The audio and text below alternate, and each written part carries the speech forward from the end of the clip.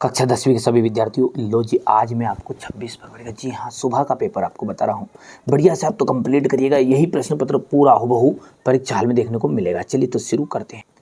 इनमें से कौन सी रबी की फसल है? तो चना। देश का सबसे पुराना कृत्रिम पत्तन कौन सा है? चेन्नई। सीमांत सड़क संगठन कब स्थापित किया गया था? 1960 में। भविष्यवाणी के अनुसार 2025 तक कितने लोग जल की नितांत कमी को झेलेंगे? 20 करोड़। ठीक है। सिंहली को श्रीलंका में राजभाषा कब घोषित किया गया? 1956 में। पृथ्वी का कितना भाग जल से घिरा हुआ है? 3/4। यहाँ से अपन बात करेंगे आगे की, तो ये आपका क्वेश्चन नंबर पहला हो गया, दूसरा, तीसरा, यहाँ तक हो गया इतना। चलिए ये चौथा हो गया है, और पांचवा, ये छठा। स्थान देखिए मैंने पूरे भर दिए ताकि हमारे बच्चों को कम समय में पूरी जानकारी मिल जाए। ठीक है, यहाँ से आप देख सकते हैं, ये हो गया। अब है आपकी जोड़ी, वायु प्रदूषण का जो कारण है, वायु प्रदूषण का कारण क्या जाएगा? Carbon monoxide. करेंसी हम कहते हैं जो देश की सरकार प्रतिकृत करती है। चाय का जाएगा असम। गैर प्रजातंत्री देश का जाएगा चीन। नेपोलियन की हार का जाएगा 1815। कांडला का आ जाएगा गुजरात। ठीक है, हो गया इतना। ये यहां से आप देख सकते हैं, एक वाक्य में उत्तर है। अब आगे, हवाई जहाज, बर्तन व तार बनाने के लिए किस धातु का उपयोग किया जाता है? एल्यूमिनियम। साइमन कमीशन कब भारत पहुंचा? 1928 में। लैंगिक विभाजन किस पर आधारित है? सामाजिक अपेक्षाओं पर। बेल्जियम की जो राजधानी है वो उसका नाम बताइए, तो ब्रुसेल्स है। जीडीपी में सबसे अधिक योगदान किस क्षेत्र का है? तृतीय क्षेत्र का है। उद्योग स्थापना व निवेश की उदार नीति को कहते हैं उदारीकरण। यहाँ से आप बढ़िया से कंप्लीट करोगे, इतना हो गया है। बेरोजगारी की आशंका के कारण मजदूर नई प्रौद्योगिकी को पसंद करते थे। असत्य है। भारतीय संघ कई इकाइयों को बहुत ही कम अधिकार है। सत्य है। भारतीय रेल मार्गों की लंबाई एशिया में सबसे अधिक है। ठीक है, तो असत्य बात है। गरिमा और आज़ाद की चाह ही लोकतंत्र का आधार है। एकदम राइट बात है। यहाँ से क्वेश्चन नंबर 5 रहेगा, ये क्वेश्चन नंबर 6। यहाँ से अपन देख सकते हैं ये ट्रू फॉल्स रहने वाला है। हो गया इतना। काली मिट्टी की विशेषताएं आपको बतानी है। मृदा अपरदन से क्या तात्पर्य है? ठीक है, मृदा अपरदन के कारण बताइए। यहाँ से क्वेश्चन नंबर ये 7 है आपका। ठीक है, इसके बाद में ये क्वेश्चन नंबर 8। ठीक है, इसके बाद में यहाँ से आधारभूत उद्योग से क्या आशय है? वायु प्रदूषण को नियंत्रित करने के उपाय। ये पूरा पेपर का सॉल्यूशन मैं आपको दूंगा। ठीक है, बढ़िया से आप तो कंप्लीट करो, है ना। आपकी बार 90 पार हमारा मिशन चल रहा है। ये पेपर देख लो पहले, पूरा सॉल्यूशन समझाते फिर आगे ना। उस मिशन में आपको शामिल होना है तो बेटा 6 पेपर करने पड़ेंगे। एक पेपर से कोई काम नहीं चलने वाला है। ठीक है भैया, ये अच्छे से तैयारी कर लो आप। तो ये कोई रियल पेपर नहीं, हाँ, पर इन्हीं में से आपका रियल पेपर बनेगा, ये बात को ध्यान रखिएगा। ये क्वेश्चन नंबर 15 है। गुटेनबर्ग है। ये क्वेश्चन नंबर 16, ये 17 हो गया है। इसके बाद हम आगे की बात करें तो क्वेश्चन नंबर 18, ये क्वेश्चन विशेषता है। तो देखिए, काली मिट्टी जो होती है ना, वो बहुत ही छोटे छोटे कणों से मिलकर बनी। ठीक है, अब ये जो मिट्टी है, इस मिट्टी में जल धारण की क्षमता बहुत अधिक होती है। ठीक भैया, जो अपने इधर बोई जाती है ना, ये अधिकतर इस इलाके में जिसमें कपास की खेती कर सकते हैं ना, जो अपन देखते हैं ना, जो फट जाती है थोड़ी सी, जैसे उसमें अपन पानी गर्मी के मारे जाते हो, दरार बड़ी बड़ी पड़ जाती है, दरार बड़ी बड़ी इसमें पड़ती है। ठीक है, ये काली मिट्टी है ना, जिसका रंग काला होता है। तो ये बहुत महीन कणों से मिलकर बनी होती है। इसकी जल धारण क्षमता बहुत अधिक होती है। इसमें 2-3 पानी में बिल्कुल साफ गेहूं पैदा हो जाते हैं। इसके में पोषक तत्व पर्याप्त मात्रा में पाए जाते हैं। ये खेती किसके लिए की जाती है? ये यहाँ मिट्टी कपास की खेती के लिए उपयुक्त मानी जाती है, बहुत उपयुक्त। बाकी सारी फसल हो जाए, पर कपास लिए बहुत ही बेहतरीन है। पानी गिरने पर यह मिट्टी फूल जाती है। पानी गिरने पर यह मिट्टी क्या हो जाती है? फूल जाती है। और गर्मी ज्यादा पड़ती है, इसमें बड़ी बड़ी दरारें पड़ जाती है। ठीक है, तो ये बहुत सिंपल है, कोई ज्यादा कठिन नहीं है। इसको आप स्क्रीनशॉट के माध्यम से कंप्लीट कर लें, है ना। चलिए अगला है, मृदा अपरदन से क्या तात्पर्य? प्रमुख मृदा अपरदन के कारण बताओ। मृदा अपरदन, देखिए मृदा अपरदन का सबसे बेहतरीन उदाहरण बताऊं मैं आपको, ठीक है, जो मिट्टी कट के बह गई, मतलब जैसे पहाड़ी इलाकों में रहती है ना, तो वो मिट्टी जो पानी के साथ बह के जाएगी उसे कहते हैं अपन मृदा अपरदन। मृदा के कटाव और बहाव की प्रक्रिया को ही मृदा अपरदन कहते हैं। ठीक है, मृदा के कटाव या बहाव की प्रक्रिया को क्या कहते हैं? मृदा अपरदन कहते हैं। इसके कारण है वनों का नाश, ठीक है, अत्यधिक पशुचारण, पहला क्या है? वनों का नाश है, अत्यधिक पशु चारण, तीसरा है पवन अपरदन, और चौथा जाएगा भारी वर्षा। ठीक है, तो ये सारी चीजें हेडिंग हेडिंग लिख के आओगे ना, इसमें भी काम चल जाएगा, क्योंकि 2 से 3 नंबर का रहेगा, ज्यादा बड़ा नहीं रहेगा, है ना। चलिए अब अगला देखते हैं, समुच्च जुताई किसे कहते हैं? ढाल वाली भूमि पर समुच्च रेखाओं के समांतर हल चलाने से ढाल के साथ जल का जो बहाव है उसकी गति घटती है, इसे क्या कहते हैं? समुच्च जुताई कहा गया है। पहाड़ी क्षेत्रों में मृदा अपरदन को रोकथाम के लिए कौन कौन से कदम उठाए जाइए? 3 कदम है। समुच्च जुताई, जिसका तो मैंने आपको बता ही दिया है, सीढ़ीदार और पट्टीदार। ठीक है, ये 3 खेती करते हैं और उसके द्वारा मृदा अपरदन में रोकथाम के लिए किया जाता है। यहां से हम बात करें तो अगला है आपका, देखिए, जलोढ़ मिट्टी की विशेषताएं बताइए। जलोढ़ मिट्टी की विशेषताओं में क्या है कि ये मिट्टी सबसे अधिक उपजाऊ होती है। ठीक है, ये मिट्टी क्या है आपकी? सबसे अधिक उपजाऊ होती है। इस मिट्टी में नाइट्रोजन तथा जैविक पदार्थों की कमी होती है। नंबर 3 है, इस मिट्टी में पोटास, चूना, फास्फोरस पर्याप्त मात्रा में पाए जाते हैं। बिल्कुल सिंपल है, कोई ज्यादा कठिन नहीं है।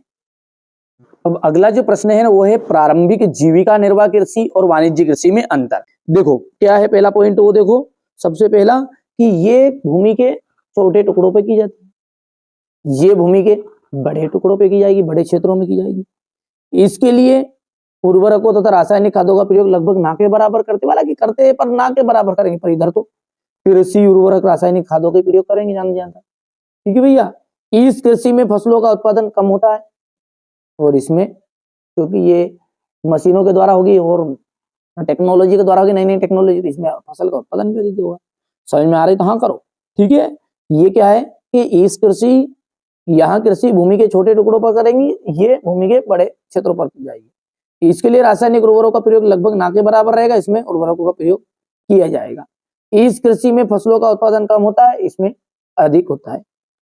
यहाँ पर हम बात करें प्रारंभिक कृषि की, तो इसमें पुराने औजारों के द्वारा प्रयोग किया जाता है, जैसे अभी मैंने बताया ही आपको, लकड़ी के हल के द्वारा, इनके द्वारा, और इसमें कृषि यंत्रों के द्वारा खेती की जाएगी।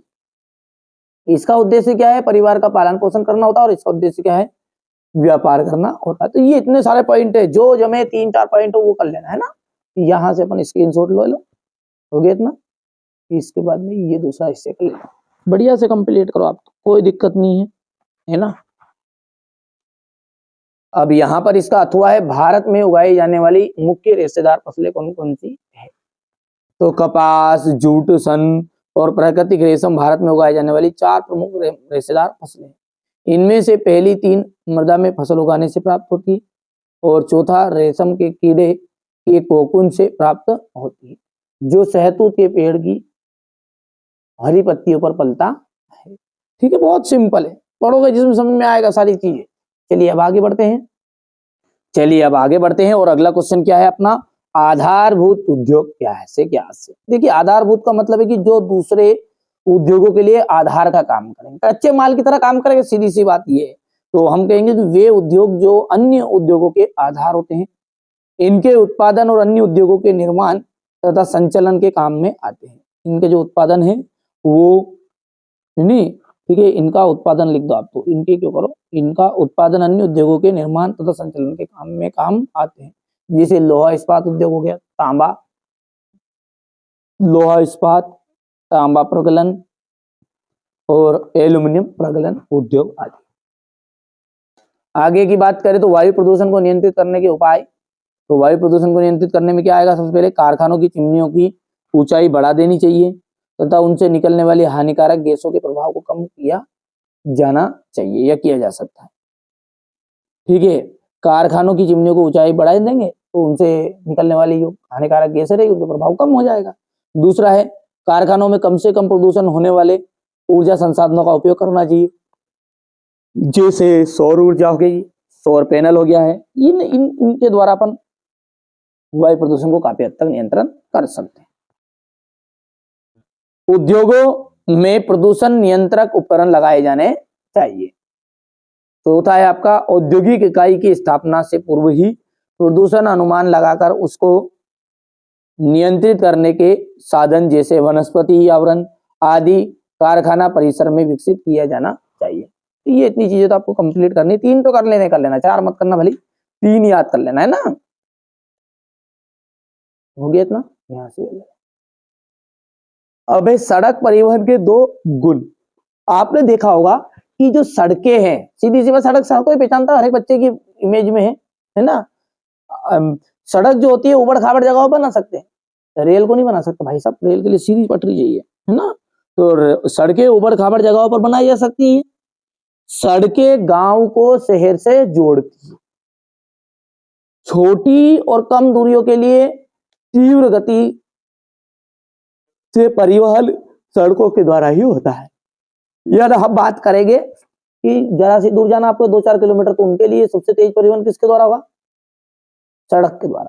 अब पता चले रियल में 2-4 किलोमीटर चले तो रुके ही नहीं हो जब तक, तो फिर ठीक है। तो यहां से देखो समझ में आ गई बात नहीं है। तो छोटी और कम दूरियों के लिए तीव्र गति से परिवहन सड़कों के द्वारा ही संभव। जल्दी खराब होने वाली वस्तुएं जैसे फल हो गया, सब्जी हो गया, अंडे हो गए, इनको उपभोक्ता तक, भले वो रेल से तो माल आ गया और उनको घर घर तक नहीं रेल जाएगी, तो बस के द्वारा, कार के द्वारा, मोटरसाइकिल के द्वारा, ठीक है, भले टेम्पो के द्वारा, भले साइकिल के द्वारा, कैसे जाएगा, ठेले के द्वारा कैसे जाएगा, माथा भर के ले जाए, सड़क पे तो जाए नहीं, ठीक है। तो ये आ जाएगा। जल्दी खराब होने वाली वस्तुएं जैसे फल, सब्जी, अंडे आदि को उपभोक्ता तक सड़क मार्ग के द्वारा ही पहुंचाया जाता है। इसके बाद में अगला है राष्ट्रीय राजमार्ग व जिला मार्ग में के बारे में बताइए।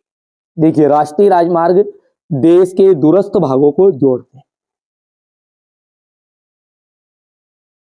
ये प्राथमिक सड़क तंत्र हैं जिनका रखरखाव कौन करता है? केंद्रीय लोक निर्माण विभाग के अधिकार क्षेत्र में। ठीक है भैया। अनेक प्रमुख राष्ट्रीय राजमार्ग उत्तर से दक्षिण तथा पूर्व से पश्चिम दिशाओं में फैले हुए हैं। दिल्ली और अमृतसर, ये थोड़ा सा पढ़ लेना आप, है ना, थोड़ा सा लिख लोगे ना भैया आराम से। आगे बढ़ते हैं। इसके बाद में जिला मार्ग। जिला मार्ग क्या? जो वे सड़कें जो विभिन्न प्रशासनिक केंद्रों को जिला मुख्यालय से जोड़ती है, जिला मार्ग सड़कें कहलाती है। इन सड़कों की व्यवस्था का उत्तरदायित्व का काम किनका? परिषद का रहेगा। अब बहुत ही महत्वपूर्ण जो आना ही आना है, रेल परिवहन की अपेक्षा सड़क परिवहन क्यों महत्वपूर्ण है? देखिए, रेल परिवहन जो होता है ना, वो हालांकि सस्ता रहता है, सड़क क्या रहता है? महंगा रहता है, ठीक है, समझना बात को आप, है ना। पर लेकिन छोटी दूरी है और ग्रामीण क्षेत्र से कई की वस्तु ले जानी है, तो उनके लिए महत्वपूर्ण कौन है? सड़क है या रेल है? आप बताओ। सड़क। तो आप यहाँ पर समझ सकते हैं, सीधी सी बात है कि सड़क के द्वारा ये सारी चीजें जाएगी। तो यद्यपि सड़क जो है महंगा तो है थोड़ा सा रेल के अपेक्षा, क्योंकि रेल में थोड़े से कम पैसे में ज्यादा दूर तक जाएंगे, लेकिन जो सड़क है इसका बहुत अधिक महत्व है। सड़क परिवहन बड़े बड़े नगरों को एवं औद्योगिक केंद्रों को गांव से जोड़ते हैं। पर्वतीय क्षेत्र, खनिज उत्पादक क्षेत्र जो उबड़ खाबड़ है, इनमें रेल नहीं चलाई जा सकती। इनमें केवल क्या चलेगी भैया? फोग नहीं चलेगा भाई साहब, रेल नहीं चलेगी, सड़क चलेगी, सड़क, ठीक है। तो उबड़ खाबड़ जगहों पर रेल नहीं चलाई जा सकती, अतः वहां सड़कों का ही विकास किया जाता है। सड़क परिवहन रेलों के द्वारा लाए गए सामान को जो नियत स्थान है, या मतलब उपभोक्ता रहता है, कस्टमर है, उस कस्टमर तक पहुंचाती है सड़क। रेल के द्वारा ढोए जाने वाले कच्चे माल को भी, ठीक है, यहाँ पर देख कहाँ थे अपन, अतः सड़कों के द्वारा विकास किया जाता है। सड़क परिवहन रेलों द्वारा लाए गए सामान को नियत स्थानों तक पहुंचाया जाता है। और रेल द्वारा ढोए गए माल को भी रेल यार्ड तक पहुंचाया जाता है। किसके द्वारा? सड़क के द्वारा। शीघ्र नष्ट होने वाली वस्तुओं को गंतव्य स्थान तक पहुंचाने में रेलों की तुलना में सड़कें बहुत अधिक उपयोगी है। अंडा, मांस, दूध, फल, सब्जी आदि सड़क परिवहन के लिए अत्यधिक महत्व उपयोगी है। अब भैया आपको क्या करना है, ये चीजें ये ना इसमें से थोड़ा जो आपको लगे वो थोड़ा एक दो लाइन छोड़ देना, भले कोई दिक्कत नहीं, आपके स्तर से समझ लिया आपने कि क्या बोल रहा है यहाँ पे कि जो रेल परिवहन है ना वो हालांकि सस्ता होता है, लेकिन जो सड़क परिवहन है वो ठीक है, सड़क परिवहन है जब भी महत्वपूर्ण है, महंगा है जब भी, क्योंकि सड़क का महत्व अधिक है, क्योंकि ग्रामीण क्षेत्रों से शहरों तक सड़कें के द्वारा ही कोई भी वस्तुओं को पहुंचाया जाता है। उबड़ खाबड़ जगहों पर हम रेलों का विकास नहीं कर सकते, वहां पर सड़क ही बनाई जाती है। शीघ्र होने वाली वस्तुएं, खराब होने वाली वस्तुएं, यदि जो वस्तुएं रेल के द्वारा आती है उसको उपभोक्ता तक यानी कस्टमर तक सड़क परिवहन के द्वारा ही पहुंचाया जाता है, और उत्पादक के घर से यानी किसानों के घर से भी सड़क परिवहन के द्वारा ही उन वस्तुओं को रेल तक पहुंचाया जाता है। तो ये सब चीजें आप लिख सकते हो, कोई दिक्कत नहीं, मैंने लिखा ऐसे लिखो, जरूरी नहीं है ना, कोई अपन कलेक्टर नहीं है कि साहब हम ही जो बताएंगे वही आंसर सही रहेगा, आपके हिसाब से भी कर सकते हो। भुला दे डर कुछ अलग कर, हे मानव तू स्वयं को जान ले, तू ब्रह्म का ही अंश है। यह है कि ये मानव तू स्वयं को जान ले, ब्रह्मा का ही अंश है, तू सब कुछ कर सकता है, संभव है, सब कुछ संभव है, असंभव नहीं है कुछ भी ना। तो आप इसको करो कंप्लीट, ये इतना हो गया है, उसके बाद में ये यहाँ ठीक है, नहीं तो पता चले यहाँ भाषण देने के महात्मा जी बना दो, ठीक है, अब ये बननी है महात्मा जी, महात्मा जी बन जाएंगे फिर बाद में। चलो, व्यापार से क्या आप क्या समझते हैं, स्थानीय और अंतर्राष्ट्रीय व्यापार में अंतर बताइए। तो व्यापार का मतलब है कि राज्यों और देशों के बीच वस्तुओं का आदान प्रदान जो है वही आपका व्यापार कहलाएगा। यदि ये व्यापार दो देशों के बीच में हुआ तो इसे अपन अंतर्राष्ट्रीय व्यापार कहेंगे, ठीक है। और स्थानीय व्यापार और स्थानीय व्यापार जो दो राज्यों में, मतलब गांव का गांव में होगा जो स्थानीय व्यापार, और दो देशों में होगा जो अंतर्राष्ट्रीय व्यापार, सीधी सी बात है। तो भाई साहब यहाँ पर स्थानीय व्यापार और अंतर्राष्ट्रीय व्यापार में अंतर है ना। अब भाई साहब स्थानीय में है तो तब जो तेरे इधर जो नोट चलेंगे वही देंगे, अंतर्राष्ट्रीय भाई भैया वो हमारे इधर का नोट अलग है, हम डॉलर वाले हैं भाई साहब, वो करेंसी ठीक है अलग है तुम्हारी रुपये वाली, तो समझ रहे बात को। तो यहाँ पर क्या है, एक ही मुद्रा प्रणाली का चलन होता है स्थानीय व्यापार, लेकिन इसमें अलग अलग मुद्राओं का चलन होता है। वो सामने वाला डॉलर में देगा, फिर पर उसे बैंक में कन्वर्ट करा के ना पैसे लेगा, ठीक है भैया। चलिए, तो इतना क्या है इसका, यहाँ एक ही मुद्रा प्रणाली चलन में होती है, इधर अलग अलग मुद्राएं होती है। श्रम और पूंजी में गतिशीलता पाई जाती है और इसमें गतिशीलता का अभाव होता है, थोड़ा समय लेता है व्यापार करने में इसमें, और ये क्या उसे थोड़ा तुरंत हो जाता है, तो ये लाख 2 लाख तक का रहता है, ये करोड़ों वाली चीजें रहती है अंतर्राष्ट्रीय तो थोड़ा समय लगेगा, है ना। यहाँ देश के अंदर विभिन्न क्षेत्रों के बीच में होता है और ये विभिन्न राष्ट्रों के बीच में किए जाने वाला व्यापार होता है। इसमें सरकार को किसी भी प्रकार का समझौता नहीं करना पड़ता, और इसमें सरकार को क्या करना पड़ता है, समझौता करना पड़ता है। आगे देखिए, कार्य लाभ समाप्त करने के बारे में ब्रिटिश सरकार के फैसले का प्रभाव लिखिए। देखिए, चलिए अब अगला प्रश्न है, कार्नेला को समाप्त करने के लिए के बारे में ब्रिटिश सरकार के फैसले का प्रभाव। अच्छा, पहले तो आपको कार्नेला समझना पड़ेगा क्या है। देखिए, कॉर्न मतलब होता है मक्का और लॉ मतलब कानून, तो मक्का के लिए कानून बनाया था जो बड़े बड़े भूस्वामी हैं जिनके पास हजार एकड़ जमीन थी, 200 से 400 एकड़ जमीन थी, उन्होंने सबने सरकार पर दबाव डाला कि भाई साहब वो बाहर से मक्का नहीं आई। अब दबाव डाला तो सरकार, ब्रिटिश सरकार को भी मानना पड़ा, क्योंकि भाई साहब बड़े बड़े लोग होते, ठीक है। तो उनका दबाव के कारण एक कानून लाया कि बाहर से कोई भी मक्का के आए तो रोक लगाई जाएगी, मतलब बाहर से मक्का नहीं आई। तो उसको जब लगा दी रोक तो उसका प्रभाव क्या क्या हुआ वही बता रहे। देखिए, 18वीं शताब्दी सदी के आखिरी दशकों में ब्रिटेन की आबादी तेजी से बढ़ने लगी। अब नतीजा ये हुआ कि देश में भोजन की मांग भी बढ़ी साहब, जैसे जैसे शहर फैले गए उद्योग भी बढ़ते